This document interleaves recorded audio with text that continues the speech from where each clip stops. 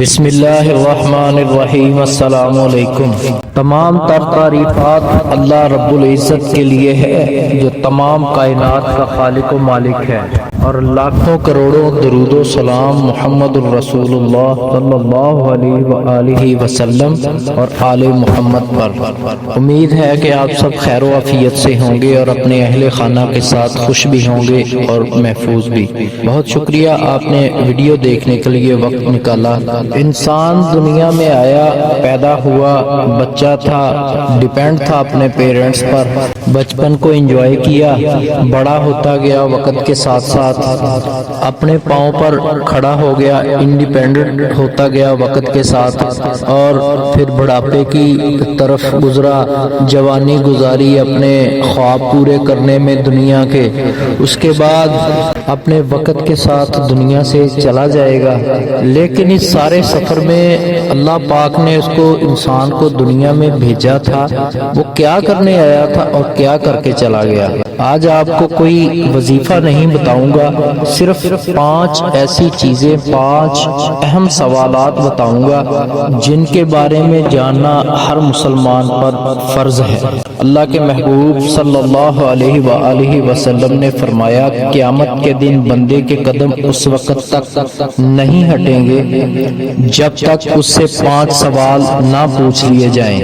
وہ 5 سوال کون سے ہیں یہ میں آپ کو بتاتا ہوں، اور یہ ضرور سوچئے گا کہ آپ تیار ہیں ان 5 سوالوں کا جواب دینے کے لیے۔ سوال نمبر 1، پہلا سوال عمر کے بارے میں ہے۔ اللہ پاک نے کائنات کو بے مقصد پیدا نہیں کیا، اس میں پیدا کی جانے والی ہر چیز کا کوئی نہ کوئی مقصد ہے۔ انسان جو اس کائنات میں اعلیٰ ترین مخلوق ہے، اس کی پیدائش کا مقصد بھی اللہ پاک نے قرآن پاک میں بتا دیا ہے۔ سورہ ملک میں ہے، الذی خلق الموت والحیات لیبلوکم ایکم احسن عملا۔ اس نے موت اور زندگی کو پیدا کیا تاکہ وہ تمہیں آزمائے کہ تم میں سے کون بہتر عمل کرتا ہے۔ اللہ پاک نے انسان کو بے شمار نعمتوں سے نوازا ہے، اس قدر کے قرآن میں ہے، وَإِن تَعُدُّوا نِعْمَتَ اللَّهِ لَا تُحْصُوهَا۔ اگر تم ان نعمتوں کا شمار کرنے لگو تو نہیں کر سکتے۔ ان نعمتوں میں سے بے حد و حساب وہ نعمتیں ہیں جو اللہ پاک نے براہ راست انسان کو عطا کی ہیں، اور بکثرت نعمتیں وہ ہیں جو انسان کو اس کے اپنے کسب کے ذریعے سے دی جاتی ہیں۔ ان سب نعمتوں کے بارے میں اس سے پوچھا جائے گا، اور جو اللہ تعالیٰ کی براہ راست عطا کردہ نعمت ہے، اللہ تعالیٰ نے اسے خرچ کرنے کے لیے دونوں راستے دکھائے ہیں۔ اِنَّا هَدَيْنَاهُ السَّبِيلَ إِمَّا شَاكِرًا وَإِمَّا كَفُورًا۔ بے شک ہم نے اس کو راستہ دکھایا، خواہ وہ شکر کرنے والا بنے یا کفر کرنے والا بنے۔ انسان کائنات کی دوسری مخلوقات کی طرح نہیں ہے کہ اپنے حصے کا کام کر کے وہ یہیں پر فنا ہو جائے، بلکہ دراصل یہ ایک امتحان گاہ ہے۔ وہ جس چیز کو عمر سمجھتا ہے، حقیقت میں وہ امتحان کا وقت ہے جو اسے یہاں دیا گیا ہے، اور زندگی کی آخری سانس تک اس امتحان کا سلسلہ جاری رہے گا، اور اس کا نتیجہ دنیا میں نہیں آخرت میں نکلنا ہے۔ اگر اس نے اللہ کی مرضی اور آخرت کے دن کو پیش نظر رکھتے ہوئے گزارا تو کامیاب، ورنہ ناکام۔ دوسرا سوال جوانی کے بارے میں پوچھا جائے گا۔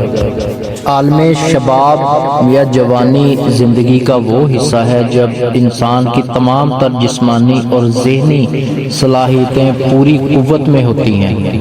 جوانی سے پہلے اور بعد میں کمزور تر بڑھاپے کی عمر کو تو قرآن پاک نے عمر کا گھٹیا حصہ قرار دیا ہے، جس میں انسان اپنی کمزوریوں کی وجہ سے کچھ بھی کرنے کے قابل نہیں رہتا۔ اس لیے پیارے محبوب صلی اللہ علیہ وآلہ وسلم نے فرمایا کہ جوانی میں بڑھاپے کے لیے سامان کر لیں، یعنی دنیا و آخرت دونوں کے حصول کے لیے جوانی بہترین عمر کا حصہ ہے۔ اس لیے پوچھا جائے گا کہ ان شب و روز کو کہاں کھپایا، تیسرا سوال رزق کے حصول کے لیے پوچھا جائے گا۔ انسان کے سامنے اپنی روزی کمانے کا سوال جب آتا ہے تو اس کے آگے بہت سے راستے ہوتے ہیں، جن میں سے کچھ حلال ہیں، مثلا جائز نوعیت کی محنت، مزدوری، ملازمت، تجارت، صنعت و حرفت یا زراعت، اور کچھ حرام ہیں، مثلا چوری، ڈاکہ زنی، لوٹ مار، جیب تراشی، عصمت فروشی، سود خوری، قمار بازی، رشوت اور حرام نوعیت کی نوکریاں اور تجارتیں وغیرہ۔ ان میں سے وہ اپنا رزق کس طریقے سے حاصل کرتا ہے، اس کا اختیار اللہ پاک نے انسان پر چھوڑ دیا ہے، اور اس اختیار کو اس نے کہاں استعمال کیا، اس کے بارے میں سوال کیا جائے گا۔ چوتھا سوال مال کا تصرف۔ مال میں خدا اور بندوں کے جو حقوق مقرر کیے گئے ہیں انہیں ادا کرنے میں تنگ دل نہیں ہونا چاہیے۔ لوگ آپ صلی اللہ علیہ وسلم سے مال خرچ کرنے کے بارے میں پوچھتے تھے۔ سورہ بقرہ میں اللہ پاک نے فرمایا ہے کہ ان کو جواب دو کہ اپنے والدین پر، رشتہ داروں پر، یتیموں اور مسافروں پر خرچ کرو۔ لوگ آپ سے پوچھتے تھے کہ ہم اللہ کی راہ میں کیا خرچ کریں، تو آپ صلی اللہ علیہ وسلم فرماتے تھے کہ جو کچھ تمہاری ضرورت سے زیادہ ہو، آخرت میں وہی مال جو اللہ پاک کی خوشنودی کی خاطر اس کے بتائے ہوئے راستوں پر خرچ ہوگا وہی باعث نجات ہوگا، اور تمہاری عیش و عشرت ہلاکت کا موجب ہوگے۔ تو پانچواں سوال علم اور عمل کے بارے میں پوچھا جائے گا۔ جو علم اللہ پاک نے عطا کیا اس پر کہاں تک عمل کیا۔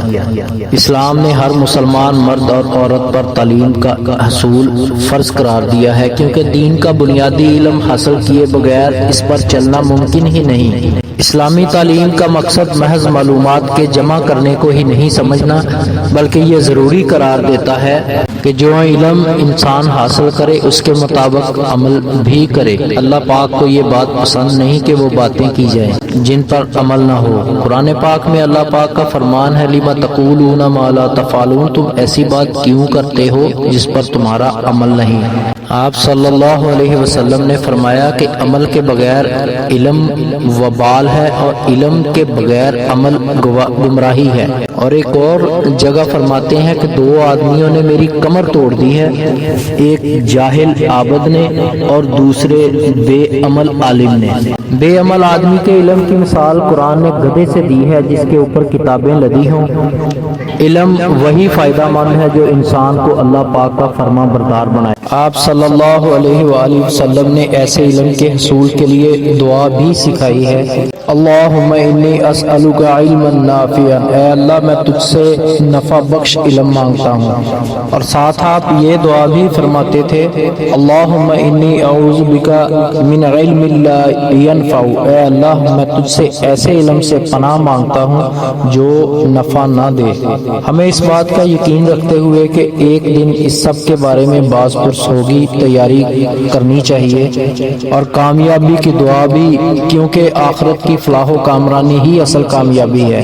یہ وہ 5 سوال ہیں جو میں نے آپ کے آگے رکھے ہیں، اور یہ ہر انسان سے ہوں گے، تو آپ اس بات پر غور کریں کہ آپ ان سوالوں کے جواب دینے کے لیے تیار ہیں اور ہم کس راستے پر ہیں۔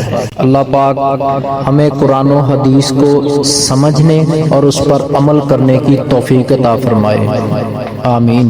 اگر ابھی تک آپ نے چینل کو سبسکرائب نہیں کیا تو برائے مہربانی چینل کو سبسکرائب کر کے بیل نوٹیفیکیشن آن کر دیں تاکہ آپ تک میری ویڈیو بر وقت پہنچے، اور ویڈیو کو لائک اور شیئر کرنا نہ بھولیں۔ اللہ پاک آپ کو جزا دے، آمین۔ السلام علیکم۔